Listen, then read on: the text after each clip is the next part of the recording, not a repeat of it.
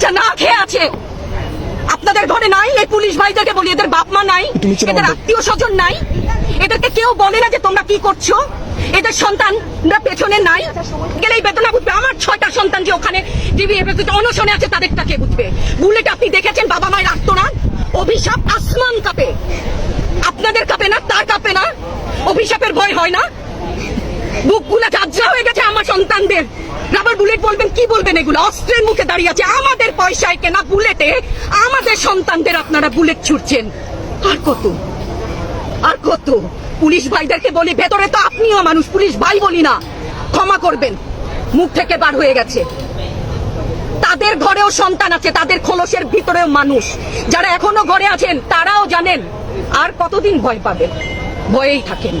একটা মারবেন 10টা আসবো, 10টা মারবেন লক্ষ আসবো।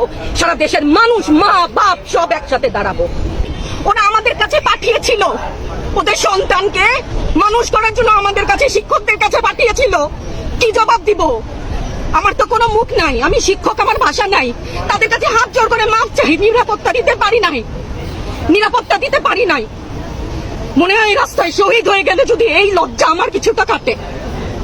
ওদেরকে বলবার আমার কিছু নাই, ভয় পাবা না।